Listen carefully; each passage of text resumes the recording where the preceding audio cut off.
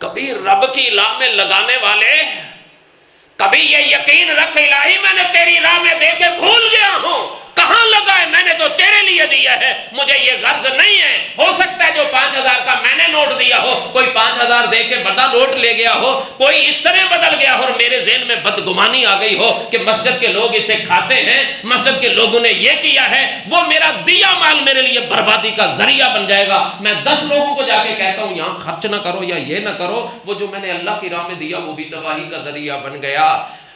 مجھے ایک مدرسے کی بڑا اچھی طرح واقعہ آج تک یاد ہے، میں بچپن میں سنا تھا جب ہم 2002-03 کی بات ہے، مولانا فیصل آباد کا ایک مدرسہ ہے، نام نہیں لیتا، آپ میں سے اکثر لوگ جانتے ہوں گے، اس میں سینکڑوں میں بچے پڑھتے ہیں۔ ایک دن راشن ختم ہو گیا، اب ایک ٹائم کا کھانا ہو نہ ہو تو لگ پتا جاتا ہے، تو 400-500 بچے کھانا ہی نہیں۔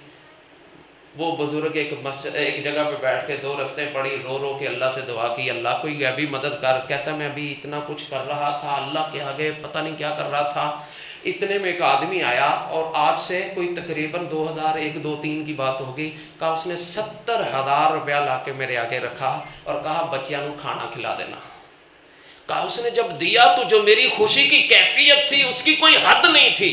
کہا میں اظہار محبت کے اندر جذبات میں آ کے پوچھا بھائی اپنا ایڈریس تو لکھوا دیں، اپنا اتا پتہ تو لکھوا دیں، اپنا فون نمبر تو لکھوا دیں۔ جملہ سنیں، اپنے 2-4-5 ہزار مسجد کو دینے والے اور پھر بدگمانی کرنے والے اور اللہ کی راہ میں خرچ کرنے والے، اس مسجد کے ماحول کو خراب کرنے والے، یہ الفاظ آج تک میری اصلاح کا ذریعہ ہیں۔ پتہ ہے وہ بزرگ کو کیا کہتا ہے؟ کہنے لگا حضرت نہ نمبر بتانے کی ضرورت ہے، نہ نام بتانے کی ضرورت ہے، نہ ایڈریس بتانے کی ضرورت ہے۔ جس رب کے لیے دیا ہے وہ میرا ایڈریس بھی جانتا ہے، وہ میرے گھر کا پتہ بھی جانتا ہے، میرا اخلاص بھی جانتا ہے، میں جانوں اور رب جانے۔ وہ بزرگ کہتے ہیں مجھے تو یوں لگا جیسے کہ فرشتہ آیا تھا اور چلا گیا۔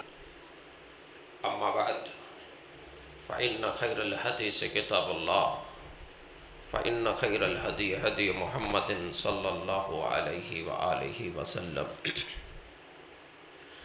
وشر الامور محدثاتها وکل محدثات بدعہ وکل بدعۃ ضلالہ وکل ضلالۃ فی النار۔ اللہم صلی علی محمد وعلی آل محمد کما صلیت علی ابراہیم وعلی آل ابراہیم انک حمید مجید۔ اللہم بارک علی محمد وعلی آل محمد کما بارکت علی ابراہیم وعلی آل ابراہیم انک حمید مجید۔ رب اشرح لی صدری ویسر لی امری واحلل عقدۃ من لسانی یفقہوا قولی۔ وما امروا الا لیعبدوا اللہ مخلصین لہ الدین۔ رب تعالی تم سے اخلاص والی عبادت کا طلبگار ہے۔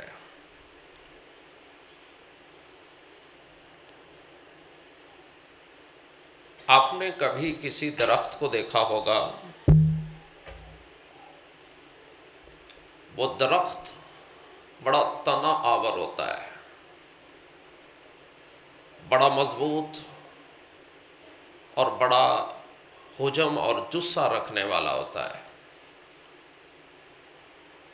مگر وہ درخت اس کی مضبوطی اور اس کی پختگی اس کے اوپر والے حجم پہ نہیں ہے، بلکہ زمین کے اندر جو اس کی چھپی ہوئی جڑیں ہیں ان جڑوں کے اوپر وہ پورا درخت کھڑا ہے۔ آندھی آئے، طوفان آئے، سیلاب آئے، ہوا کے جھونکے آئے، یہ بڑا ہلے گا، لیکن اگر اس کی جڑ مضبوط ہے یہ درخت زمین بوس نہیں ہوگا۔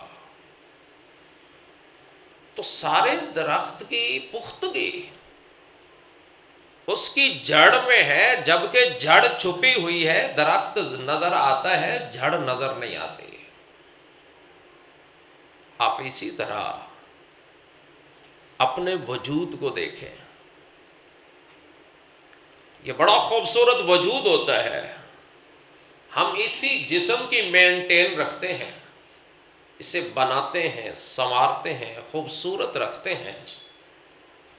ظاہراً اس جسم کی ایک ایک چیز کی انسان حفاظت کرتا ہے کہ میری آنکھ بھی صحیح ہو، میرا کان بھی صحیح ہو، میرا دل، جگر، گردے سب کچھ ٹھیک ہو، اور یہ وجود خوبصورت بن کے چل رہا ہوتا ہے. مگر یہ وجود کے اندر سارے 360 اعضاء صحیح کام بھی کر رہے ہوں. جگر صحیح خون بنا رہا ہے، معدہ صحیح چیز ہضم کر رہا ہے، دل اپنا کام کر رہا ہے، دماغ اپنا کام کر رہا ہے، سارا کچھ صحیح ہو. اگر روح نہ رہے تو یہ وجود زمین بوس ہو جاتا ہے.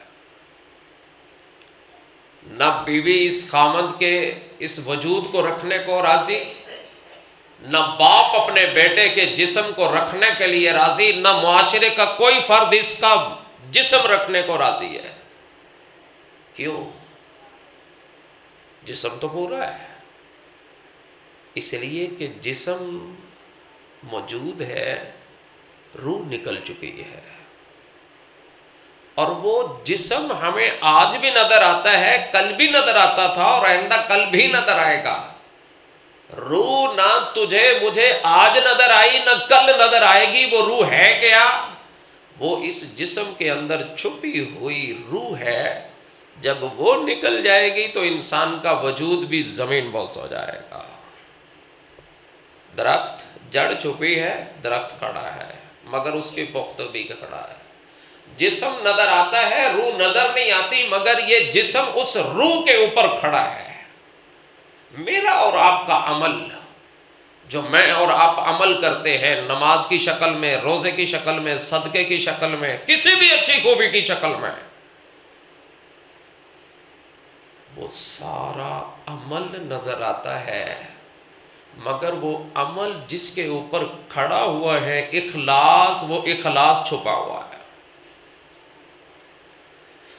جس طرح جڑ ہل جائے تو درخت گر جائے گا، روح نکل جائے تو جسم گر جائے گا، عمل کے اندر سے اگر اخلاص نکل جائے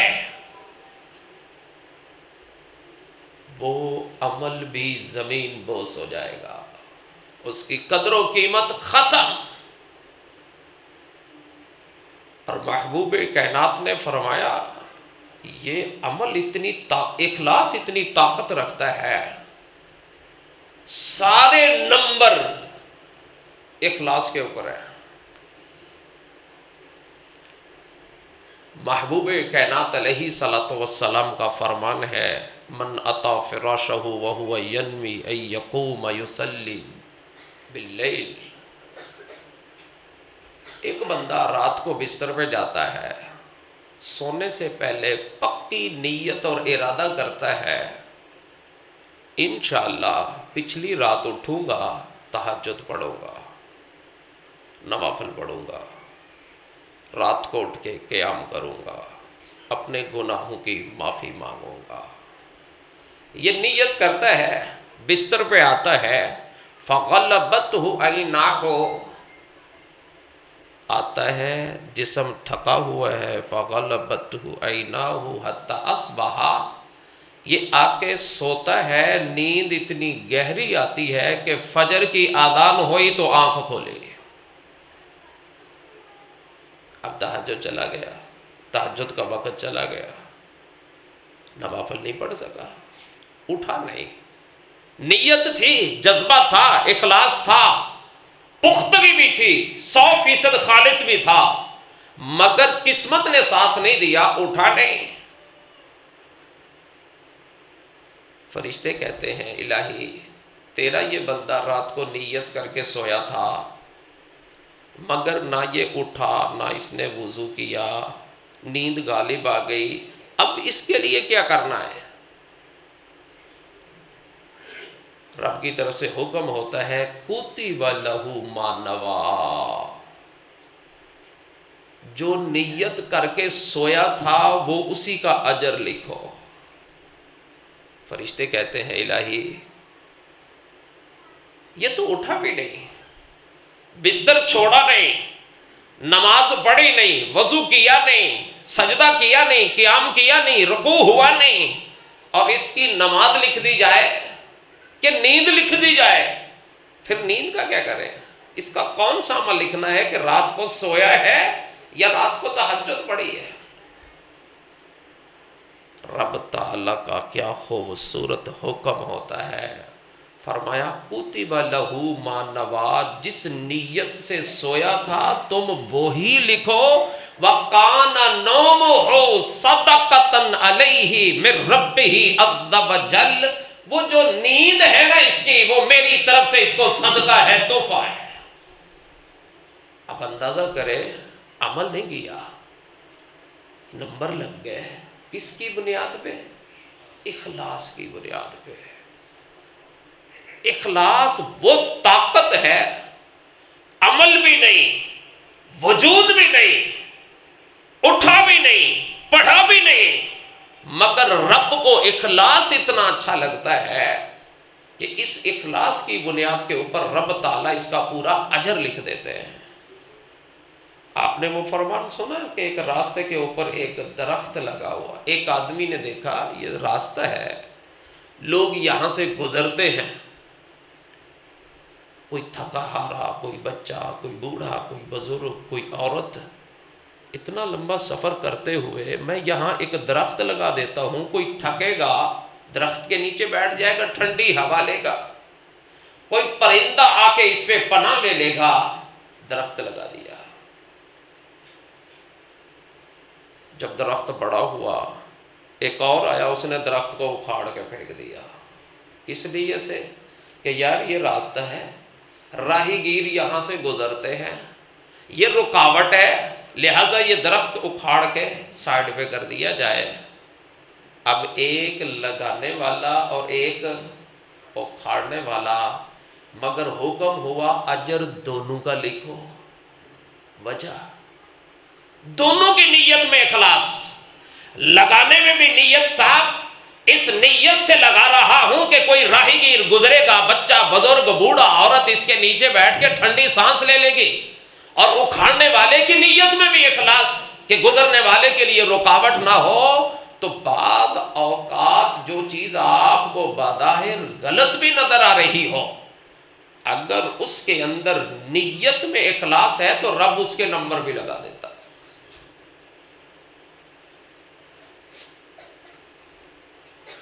حضرت عبداللہ ابن مسعود رضی اللہ تعالی عنہ دبلے پتلے سمارٹ سے انسان تھے، اور غالباً یہ 5ویں فرد تھے جنہوں نے کلمہ توحید پڑھا تھا آقا کے ہاتھ پہ۔ بڑے جلیل القدر صحابی ہیں، اور رب نے میرے محبوب کی امت کے فرعون کا قتل، جو آخری سانسیں اس کے اوپر گردن اڑائی تھی، وہ عبداللہ ابن مسعود نے ابو جہل کی گردن اڑائی تھی۔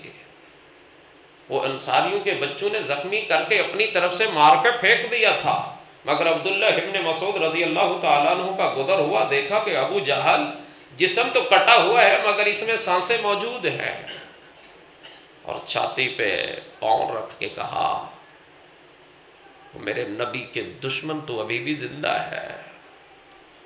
تو اس فرعون کو بڑا دکھ لگا تھا، کیونکہ میری امت کا وہ فرعون، میرے محبوب نے فرمایا میری امت کا فرعون دیکھنا ہے تو ابو جہل کو دیکھو۔ چھاتی پہ پاؤں زمین پہ پڑا ہوا، اور پاؤں بھی کس کا؟ ابن مسعود کا، اور کہا او بکریوں کے چرواہے، تجھے معلوم نہیں تو نے کتنی بڑی چھاتی کے اوپر پاؤں رکھا ہے، اور مجھے پتا چلا ہے انصاریوں کے 2 بچوں نے مارا ہے، کاش کہ مجھے کوئی بڑا آدمی مارتا۔ تکبر کی حد دیکھیں، موت زندگی کی کشمکش میں ہے، مگر آخری وقت میں تکبر پھر بھی اتنا ہے کہ مجھے کوئی بڑا آدمی مارتا۔ لیکن رب کا قانون ہے، تاریخ پڑھ کے دیکھیں، رب نے جتنا بڑا کوئی طاقت کا گھمنڈ کرتا ہے، دعویٰ کرتا ہے، خدائی دعویٰ کر دے، رب وقت کے نمرود کو بھی انسان سے نہیں، کس سے مروایا؟ مچھر سے۔ یہ رب کا قانون ہے۔ طاقتور کو طاقتور سے مروا دے تو وہ پھر بھی اکڑ میں رہے گا، بڑے نے مارا ہے، رب نے کہا نہیں۔ یہ عبداللہ ابن مسعود رضی اللہ تعالیٰ عنہ جو بکریاں چراتے، بکریوں کے چرواہے، سادہ آدمی، غریب آدمی، دبلے پتلے سماٹ سے آدمی، پنڈلی سے شلوار اوپر رکھتے تھے، ہاف پنڈلی پہ رکھتے تھے، تو ان کی ٹانگیں بڑی پتلی پتلی تھیں، تو بعض آپ کی پتلی ٹانگوں کو دیکھ کے اظہار تمسخر کرتے تھے۔ محبوب کائنات کو جب پتہ چلا تو آپ نے فرمایا عبداللہ ابن مسعود کی پتلی ٹانگوں پہ ہنسنے والوں، اس بندے کے اندر اخلاص اتنا ہے کہ ترازو لے کے اس کے ایک پلڑے کے اندر اود پہاڑ رکھ دو اور دوسرے کے اندر ابن مسعود کی 2 ٹانگیں رکھ دو، ان پنڈلیوں کا وزن اللہ کی نظر میں زیادہ ہے۔ اخلاص اتنی بڑی طاقت ہے، اس کا وجود اتنا پختہ ہے کہ اللہ تعالیٰ اخلاص والے آدمی کو کبھی شکست نہیں دیتا۔ میرے محبوب علیہ الصلوۃ والسلام غزوہ تبوک میں گئے، مشکل ترین جنگ جو میرے نبی کی زندگی میں ہوئی وہ 2 جنگیں ہیں، ایک غزوہ بدر اور دوسرا غزوہ تبوک۔ اور بعض مفسرین نے، بعض مورخین نے غزوہ تبوک کو جنگ بدر سے بھی زیادہ مشکل جنگ لکھا ہے، روم کے خلاف ہے، گرم ترین گرمی کے اندر صحراؤں میں سفر کرنا، اناج غلہ تیار چھوڑ کے چلے جانا اور وقت کے روم طاقتور کے خلاف لڑنا، 800-900 کلومیٹر کی لمبی مسافت کرنا، اتنا لمبا سفر۔ مگر میرے محبوب کائنات جب اتنے مشکل سفر کو کر رہے تھے اور پھر جب آپ نے واپسی کی راہ لی تو آقا نے فرمایا اے میرے اصحاب، تم نے بیوی بچے بھی چھوڑے، گرمی کے اندر طویل سفر بھی کیا، پہاڑوں پہ چڑھتے بھی مشقت سے، اترے بھی مشقت سے، دشمن کے خلاف لڑنے بھی گئے تو بڑی مشقت اور تکلیف، تم نے فنڈ بھی بڑی مشکل سے جمع کیا، لیکن تمہیں اللہ کی راہ میں جو جو تکلیف پہنچی ہے، ان فی المدینۃ لرجال، مدینے کے اندر ایسے لوگ موجود ہیں جتنا اجر تمہیں ملا ہے اتنا اجر انہیں ملا ہے۔ آقا وہ کون لوگ ہیں؟ ہم نکلے، جان کو خطرے میں ڈال کے نکلے، ہم بیوی بچے چھوڑ کے نکلے، گرمی کے اندر نکلے، اپنا گھر کھیت کھلیان سب کچھ چھوڑ کے آ گئے۔ اللہ کے رسول وہ مدینے میں بیٹھے ہوئے ہمارے اجر میں برابر کے شریک ہیں، یہ کون لوگ ہیں؟ فرمایا یہ وہ لوگ ہیں جن کی نیت میں اتنا اخلاص تھا کہ وہ آپ کے ساتھ شریک ہونا چاہتے تھے۔ کسی کے پاس دولت نہیں تھی، سواری نہیں تھی کہ سواری پہ آ سکتا، کسی کے پاس صحت نہیں تھی، ان دنوں میں بیمار ہو گیا، مگر وہ مدینے میں بیٹھے آج بھی تڑپ رہے ہیں، بے چین ہیں، کاش اللہ نے ہمیں صحت دی ہوتی، ہم بھی آقا کے ساتھ جاتے، کاش اللہ رب العزت نے ہمیں سواری دی ہوتی، مال دیا ہوتا، ہم بھی جا کے جہاد میں شریک ہوتے۔ آقا نے فرمایا نیت کے اخلاص کی وجہ سے وہ تمہارے ہر عمل کے اندر شریک ہے۔ اور بعض اوقات مصیبت جب انسان پہ آتی ہے سارے اسباب جواب دے دیتے ہیں، سارے وسائل اور اختیارات انسان کے ختم ہو جاتے ہیں، مگر اخلاص سے کیا ہوا عمل اس وقت بھی انسان کو نجات دے دیتا ہے۔ آپ نے محبوب کائنات کا فرمان حدیث کے اندر بھی موجود ہے، بڑا معروف واقعہ، بنی اسرائیل کے 3 لوگ جا رہے ہیں، راستے میں آندھی آئی، طوفان آیا، جان بچانے کے لیے ایک غار کے اندر چھپے، اس قدر زور کا طوفان ہے کہ ایک چٹان پٹخی اور غار کے منہ پہ آ گئی، غار کا منہ بند ہے۔ اب ان 3 لوگوں کے الفاظ سنیں، انہوں نے کتنے گہرے الفاظ اندر کہنے لگے آپس میں، موت کے انتظار میں کہنے لگے افل اثر، اب تو آندھی آئی، بارش آئی، جو بہر قدموں کے نشانات سے کہ شاید کسی کو قدموں کے نشانات نظر آ جاتے کہ غار کے اندر کوئی آدمی داخل ہوا ہے، اب تو بارش اور آندھی نے افل اثر قدموں کے نشان بھی مٹا دیے۔ ووقع الحجر، پہاڑ سے نکلنے کی امیدیں ختم ہیں کہ چٹان نے غار کا منہ بند کر دیا ہے، اور اتنا بھاری چٹان ہے کہ یہ چٹان کو اس غار کے منہ سے ہٹانا ہمارے لیے ناممکن ہے۔ اور تیسرے الفاظ کیا گہرے تھے، وَلَا يَعْلَمْ بِمَكَانِكُمْ إِلَّا اللَّهُ، اور یہاں ہم اس غار کے اندر ہیں، سوائے رب کے ہمیں کوئی جانتا ہی نہیں، نہ ہمارے گھر والوں کو پتا، نہ بستی کے لوگوں کو پتا، نہ جنگل سے گزرنے والے کو پتا، نہ یہاں راستے سے راہی گیر گزرنے والے کو پتا کہ یہ چٹان کا منہ بند ہے، اس کے اندر 3 لوگ بھی ہیں، اس وقت اللہ کے سوا ہمیں کوئی نہیں جانتا۔ اب کیا کریں؟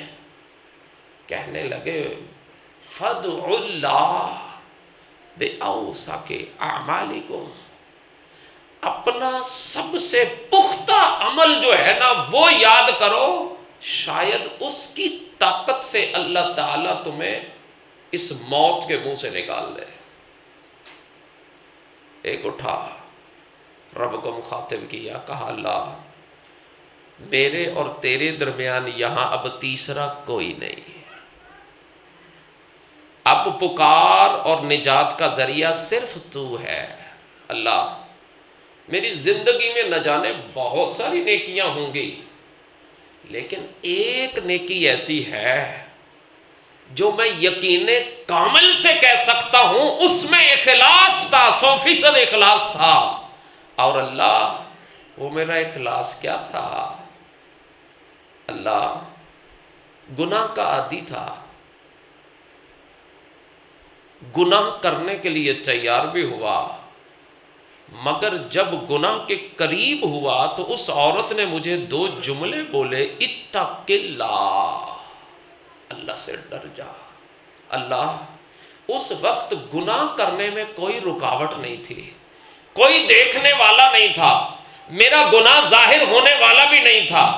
اللہ اس کے اس جملے سے میں نے تیری رضا کے لیے وہ گناہ چھوڑ دیا، اس عورت کو چھوڑ دیا۔ اللہ اگر یہ عمل تیرے اخلاص کے لیے تھا، یہ چٹان اڑا کے منہ پہ بند کر کے رکھنے والا بھی تو ہے، اس کو ہٹانے والا بھی تو ہے، اللہ تو اس کو ہٹا دینا۔ یہ رب کو واسطہ دیا اپنے عمل کا۔ حدیث کے الفاظ ہیں کہ وہ چٹان ایسے پٹکی اور تھوڑی سی سائڈ پہ ہو گئی۔ کبھی رب کو مخاطب کیا کرے، اللہ اگر اس صحت مند جسم پہ بیماری آ سکتی ہے تو شفا بھی آ سکتی ہے۔ اللہ اگر میں بے اولاد ہوں، 80 سال کی عمر میں اگر تو حضرت ابراہیم کو، حضرت زکریا کو اولاد دے سکتا ہے، میں کیوں تیرا در چھوڑوں؟ اللہ اگر 18 سال تک تیرا پیغمبر ایوب بیماری کی آواز گاہ بن جائے اور پھر تجھ سے شفا مانگے اور تو پانی کے ایک چشمے سے شفا دے دے، میں تیرے سے 2 4 5 سال کی بیماری کے اندر نا امید کیوں ہو جاؤں؟ میں تجھ سے شفا کا طلبگار ہوں۔ وَإِذَا مَرِضْتُ فَهُوَ يَشْفِينِ، اگر یہ یقین کامل سے اپنے رب کو پکاریں گے، واللہ اللہ آپ کو اس کے اندر سے نکال دے گا۔ لیکن پختگی چاہیے، یقین چاہیے، اور یقین اس طرح چاہیے کہ میرا پورا معاملہ صرف اکیلے رب کے پاس ہے۔ اب وہ رب کے حکم سے ہی چٹان دروازے غار کے منہ پہ آئی، اب رب کا ہی حکم ہوا، 2 جملے بولے اس بندے نے صرف، اور اخلاص پہ یقین تھا۔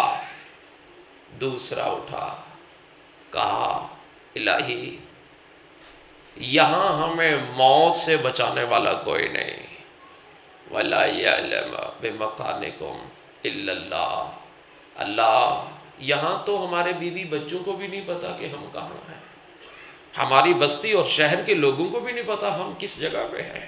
اللہ مگر تو جانتا ہے کہ تیرا بندہ اس وقت کہاں ہے، کتنی مصیبت میں ہے۔ دوسرا کیا کہتا ہے، الہی مالدار تھا، مال کا نشہ، مال کی طاقت، مال کا غرور، یہ انسان کو اپنے آپ سے بہر کر دیتا ہے۔ پڑھنے اتے مان کرینا نہ آنکھی میں پڑیا، او جبار کہار صداوے متا روڑ دوے دودھ کڑیا۔ زندگی میں کبھی جوانی پہ مان نہ کرنا، کبھی دولت پہ مان نہ کرنا، کبھی اپنی طاقت پہ مان نہ کرنا، وہ رب جب چاہے لے سکتا ہے۔ کالا بڑا تھا، مزدور سے بحث ہو گئی، مزدور غصے میں آ کے اجرت پہ بحث کی، زیادہ بنتی ہے، میں نے کہا کم بنتی ہے، بحث ہوئی، وہ اپنی اجرت دہاڑی محنت چھوڑ کے چلا گیا۔ اللہ مگر میرے دل میں تیرا خوف تھا، تیری رضا تھی کہ کسی مزدور کا حق نہیں کھانا اور اس کا پسینہ خشک ہونے سے پہلے اس کا حق دینا ہے۔ اللہ میں نے دینا چاہا مگر وہ ناراض اتنا ہو گیا کہ اس نے لیا ہی نہیں۔ اور اللہ مگر میری نیت میں اخلاص تھا، میں اس مزدور کے پیسے نہیں لگانا چاہ رہا تھا۔ میں نے اس سے ایک بکری خریدی، بکری خرید کے الگ کر دی، وہ بکریاں بڑھتی گئی، اس کا ریوڑ بنتا گیا، سالہ سال گزرتے گئے۔ ایک دن اچانک آیا اور کہنے لگا جناب جی وہ میری فلاں دہاڑی کے پیسے دو۔ ہوتا نا انسان بعض اوقات ایسی جگہ سے بھی پیسے کی ڈیمانڈ کر دیتا ہے جہاں دینے کے بعد انسان کی لینے کی سوچ نہیں ہوتی، مگر مصیبت میں جب پھنستا ہے تو پھر وہاں بھی جاتا ہے، یار تیرے میرے پیسے بنتے ہیں وہ دے دو۔ کہا اللہ وہ بندہ تیرا میرے پاس آیا، ایک دہاڑی کی اجرت تھی، مگر کچھ عرصہ گزرنے کے بعد ایک ریوڑ بن گیا۔ جب آیا تو میں نے کہا یہ ریوڑ ہی تیرا، لے جا ساری بکریوں کا۔ اللہ وہ مجھے بندے نے بڑے گہرے لفظ کہے کہ میں مزدور آدمی ہوں، آپ نے پہلے بھی میرے ساتھ بڑی بحث کی تھی، مذاق مت کیا کرے، میں مجبور ہوں، مذاق اچھا نہیں ہوتا۔ کہنے لگا نہیں اللہ کے بندے، جس دن سے تو گیا ہے میرے دل میں ڈر اتنا تھا کہ تیرے سے کام لیا ہے، تجھے اجرت نہیں دی۔ آج تیری میری سوچ، 15 دن کی دہاڑیاں نیچے، مہینے کے پیسے نیچے، آج میرے اور آپ کے پاس ملازم کام کرنے آئے گا یکم سے، اب اگلے یکم پہ پیسے دیتے ہیں؟ نہیں۔ 10 تاریخ کو نہیں، 15 تاریخ کو 45 دن اس کے نیچے رکھ کے ہم اس کو اس کی مزدوری دیتے ہیں، اور جس دن چھوڑ کے جاتا ہے تو ہم کہنے ٹکڑا دس کے گیا سے۔ اور ایسا حربہ کرنے والا نمازی، حاجی، مسلمان، صدقہ کرنے والا، عمرے پہ عمرہ کرنے والا، لیکن اس مزدور کے غریب کے 45 دن کے پیسے نیچے دبا کے تسبیح کا منکا گھما کے یہ یقین کر رہا ہے اللہ میں نے تیرے کسی بندے کا حق نہیں رکھا، یہ تو دنیا کا اصول ہے۔ یہ کہاں دنیا کا اصول ہے؟ یہ محبوب کائنات کا فرمان ذہن میں رکھیں، ایک دن کی اجرت نہیں رکھی، آپ ایک سال، ایک مہینے، 1.5 2 مہینے کی اجرت رکھ کے اور اپنے نفس کو مطمئن کر لیتے ہو، بغیر بتائے چلا گیا تو میں اجرت کیوں دوں؟ وہ بتائے بغیر گیا تو اس کی مجبوری ہوگی، لیکن یہ تمہیں اختیار نہیں ملا کہ مزدور کے پیسے رکھو۔ اللہ وہ ڈھیروں دعائیں دیتے ہوئے اپنا ریوڑ لے گیا۔ اللہ اگر میں چاہتا تو وہ سارا ریوڑ رکھ لیتا، صرف ایک بکری دے دیتا تو وہ تب بھی راضی تھا، لیکن میں نے تیری رضا کے لیے ایسا کیا۔ حدیث کے الفاظ ہیں رب کا حکم ہوا چٹان تھوڑی سی اور ڈھلکی، مگر سر بیر نکالتے ہیں دھڑ نہیں نکلتا۔ اب تیسرا آیا، بکریاں چرانے والا بدو، صحرا میں زندگی گزارنے والا، کیا کہتا ہے اللہ تیری رضا کے لیے عمر بھر کا ایک ہی عمل ہے، بکریاں چرا کے جب شام کو گھر آتا، الہی دودھ دوتا، دودھ دونے کے بعد سب سے پہلے وہ میں اپنے ماں باپ کو دیتا۔ اللہ ایک دن آیا، بکریاں چراتے لیٹ ہوا، جب آیا تو میری ماں سو چکی تھی۔ الہی میں کھڑا رہا، اٹھاؤں تو نیند خراب نہ ہو، جاؤں تو وہ ایک عمل جو ہے وہ کمزور ہوتا ہے۔ یاد رکھیے بیوی کی جگہ اپنی ہے، ماں کی جگہ اپنی ہے. بیوی کا حق ماں نہیں لے سکتی، ماں کا حق بیوی نہیں لے سکتی. لیکن جس ماں نے گوشت کے ایک لوتھڑے کو جو اپنے اوپر سے مکھی نہیں ہٹا سکتا، جو اپنے جسم کے اندر سے پوٹی پیشاب غلاظت کو صاف نہیں کر سکتا. کتنے بچے، کبھی چھوٹے بچے کو دیکھنا پوٹی پیشاب غلاظت کے اندر لت پت ہوتا ہے مگر اپنے جسم کو صاف نہیں کر سکتا.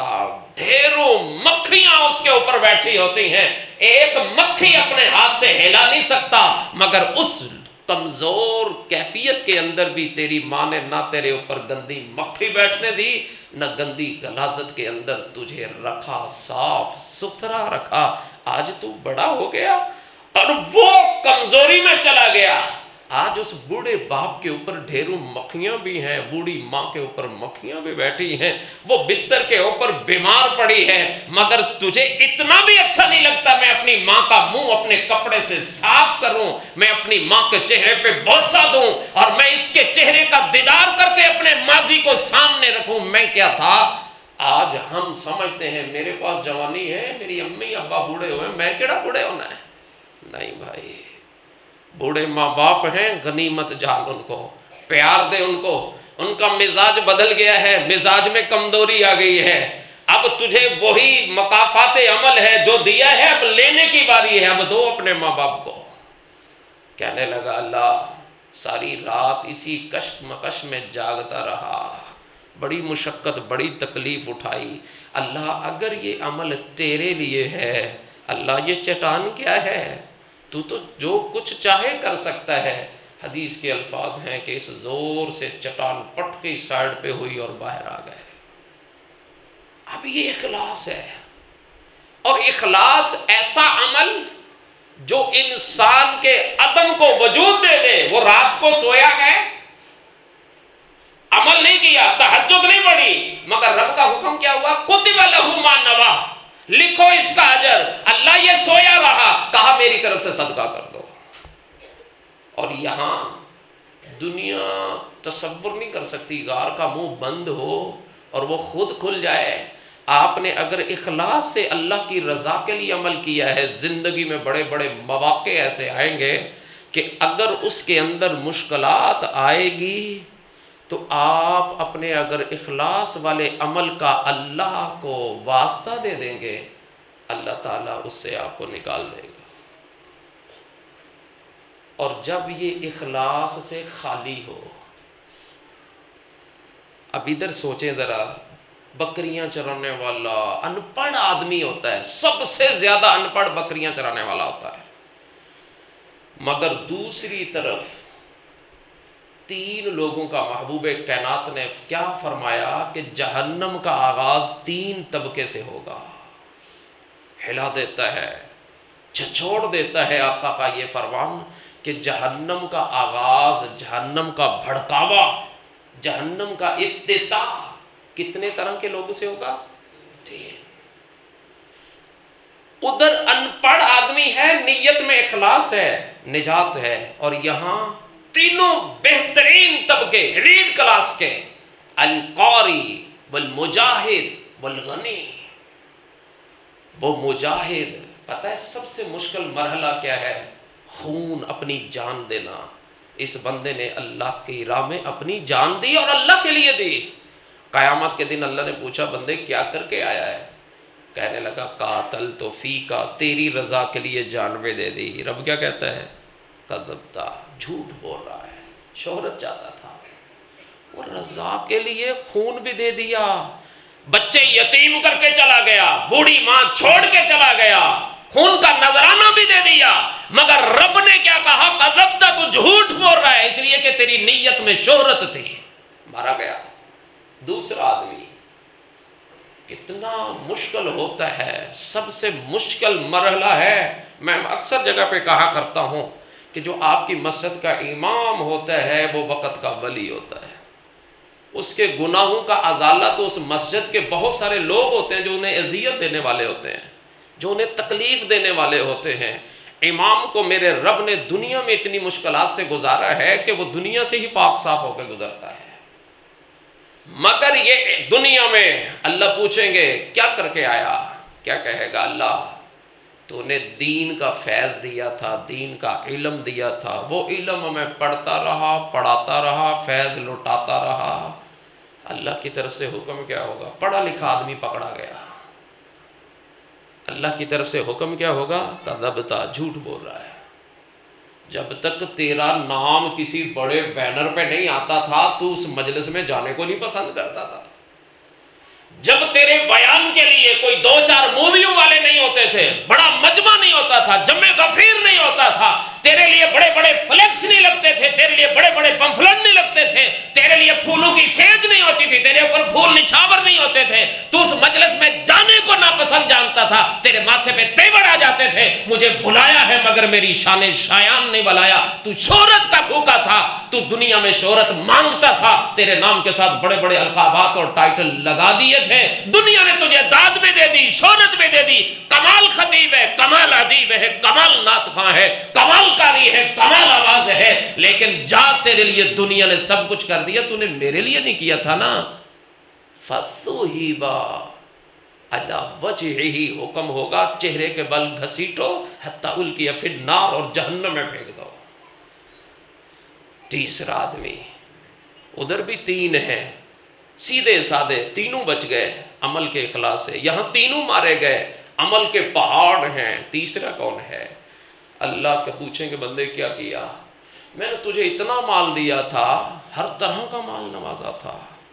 کہے گا اللہ تو نے بہت دیا تھا نا، دیکھ ذرا میں نے تیری راہ میں لگایا کتنا، جہاں مسجد کی ضرورت مسجد بنوا دی، جہاں مدرسے کی ضرورت مدرسہ بنا دیا، جہاں پانی کے پلانٹ کی ضرورت تھی پانی کا پلانٹ لگا دیا، جہاں کھانے کی ضرورت تھی میں نے رفاع عامہ کے لیے 2 ٹائم کا کھانا لگا دیا، جہاں پتہ چلا کہ یتیم بچیاں ہیں میں نے شادی کروا دی، جہاں بیوہ کا پتہ چلا میں نے ماہانہ راشن لگا دیا، جہاں بے گھر بے سہارا غریب کا پتہ چلا میں نے گھر بنوا دیا، جہاں نلکے کی ضرورت نلکا لگوا دیا، جہاں پنکھے کی ضرورت میں نے پنکھا لگوا دیا، جہاں ٹھنڈے پانی کے کولر کی ضرورت میں نے وہ لگا دیا۔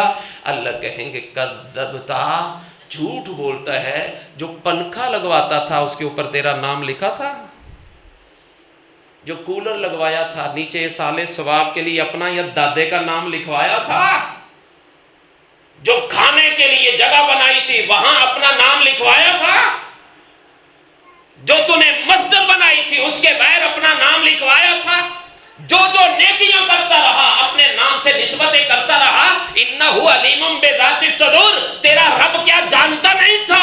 تو نے دیتے ہوئے دکھاوا کیوں کیا تھا کہ جب تک لوگوں کو پتہ نہ چلے اس وقت تک مجھے تسلی نہیں ہوگی۔ جا دنیا نے تیری تعریف کر دی، تجھے سخی کہہ دیا، تو سخی نہیں تھا، شہرت کا بھوکا تھا۔ فَصُحِبَ عَلَى وَجْهِهِ حَتَّى أُلْقِيَ فِي النَّارِ، حکم ہوگا سیدھا سادہ نہیں، گھسٹتے ہوئے الٹے پاؤں سے گھسٹ کے اس کو جہنم کے اندر پھینک دو۔ پرفتن دور ہے، آزمائشوں کا دور ہے، اپنے آپ کو بچائیں۔ اخلاص کی قیمت ہے، اخلاص کے نمبر ہیں۔ ہماری اوقات کیا ہے؟ اللہ کی قسم بہت ساری مساجد کی یہ کیفیت ہے کہ لوگ فنڈ دیتے ہوئے 5000 کا نوٹ دیا، گنتی کے وقت دیکھ رہے ہوتے ہیں وہ جڑا میں 5000 کا نوٹ دیتا وہ نظر نہیں آیا۔ کیا یار تو نے اللہ کی راہ میں دیا ہے؟ اور یار حساب دیو، تسی حساب نہیں دیتے۔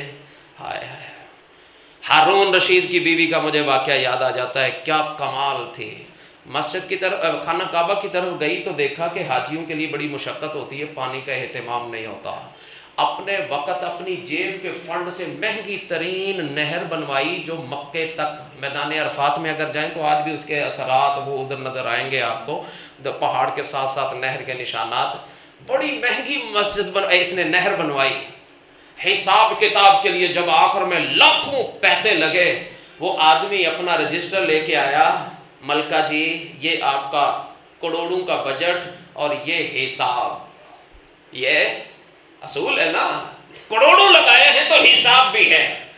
اس رجسٹر کو پکڑا جو اتنی موٹی تہ والا تھا، اور اس ملکہ نے، اس خاتون نے، وقت کے بادشاہی کی بیوی نے اس رجسٹر کو پکڑا اور یوں نگاہیں اٹھائیں اور کہا اللہ یہ کام میں نے تیرے لیے کیا ہے، میں اس بندے سے حساب نہیں لے رہی، تو میرے سے حساب نہ لینا۔ نہر میں پھینک دیا۔ کبھی رب کی راہ میں لگانے والے کبھی یہ یقین رکھ الہی میں نے تیری راہ میں دے کے بھول گیا ہوں، کہاں لگا ہے، میں نے تو تیرے لیے دیا ہے، مجھے یہ غرض نہیں ہے۔ ہو سکتا ہے جو 5000 کا میں نے نوٹ دیا ہو، کوئی 5000 دے کے بڑا نوٹ لے گیا ہو، کوئی اس طرح بدل گیا ہو اور میرے ذہن میں بدگمانی آ گئی ہو کہ مسجد کے لوگ اسے کھاتے ہیں، مسجد کے لوگوں نے یہ کیا ہے، وہ میرا دیا مال میرے لیے بربادی کا ذریعہ بن جائے گا۔ میں 10 لوگوں کو جا کے کہتا ہوں یہاں خرچ نہ کرو یا یہ نہ کرو، وہ جو میں نے اللہ کی راہ میں دیا وہ بھی تباہی کا ذریعہ بن گیا۔ مجھے ایک مدرسے کی بڑا اچھی طرح واقعہ آج تک یاد ہے، میں بچپن میں سنا تھا جب ہم 2002-03 کی بات ہے، مولانا فیصل آباد کا ایک مدرسہ ہے، نام نہیں لیتا، میں سے اکثر لوگ جانتے ہوں گے، اس میں سینکڑوں میں بچے پڑھتے ہیں۔ ایک دن راشن ختم ہو گیا، اب ایک ٹائم کا کھانا ہو نہ ہو تو لگ پتا جاتا ہے، تو 400-500 بچے کھانا ہی نہیں۔ وہ بزرگ ایک جگہ پہ بیٹھ کے 2 رکعتیں پڑھی، رو رو کے اللہ سے دعا کی، اللہ کوئی ابھی مدد کر۔ کہتا میں ابھی اتنا کچھ کر رہا تھا اللہ کے آگے، پتہ نہیں کیا کر رہا تھا، اتنے میں ایک آدمی آیا اور آج سے کوئی تقریباً 2001-02-03 کی بات ہوگی، کہا اس نے 70,000 روپیہ لا کے میرے آگے رکھا اور کہا بچیاں نو کھانا کھلا دینا۔ کہا اس نے جب دیا تو جو میری خوشی کی کیفیت تھی اس کی کوئی حد نہیں تھی۔ کہا میں اظہار محبت کے اندر جذبات میں آ کے پوچھا بھائی اپنا ایڈریس تو لکھوا دیں، اپنا اتا پتہ تو لکھوا دیں، اپنا فون نمبر تو لکھوا دیں۔ جملہ سنیں، اپنے 2-4-5 ہزار مسجد کو دینے والے اور پھر بدگمانی کرنے والے اور اللہ کی راہ میں خرچ کرنے والے، اس مسجد کے ماحول کو خراب کرنے والے، یہ الفاظ آج تک میری اصلاح کا ذریعہ ہیں۔ پتہ ہے وہ بزرگ کو کیا کہتا ہے؟ کہنے لگا حضرت نہ نمبر بتانے کی ضرورت ہے، نہ نام بتانے کی ضرورت ہے، نہ ایڈریس بتانے کی ضرورت ہے۔ جس رب کے لیے دیا ہے وہ میرا ایڈریس بھی جانتا ہے، وہ میرے گھر کا پتہ بھی جانتا ہے، میرا اخلاص بھی جانتا ہے، میں جانوں اور رب جانے۔ وہ بزرگ کہتے ہیں مجھے تو یوں لگا جیسے کہ فرشتہ آیا تھا اور چلا گیا تھا۔ آج میں تو 10-20 ہزار دے تو مجھے صدارت کی کرسی بھی چاہیے، آج میں تو اللہ کی راہ میں دے تو پھر دیکھے میں پچھلے ہفتے دے کے گیا لگا نہیں۔ ایسے نہیں، اللہ کی راہ میں اخلاص پیدا کریں گے، آپ کی قیمت ہوگی، بھاری قیمت ہوگی، وگرنہ آپ مارے جائیں گے، ناکام ہوں گے۔ اللہ مجھے آپ کو عمل کی توفیق عطا فرمائے۔ وآخر دعوانا ان الحمد للہ رب العالمین۔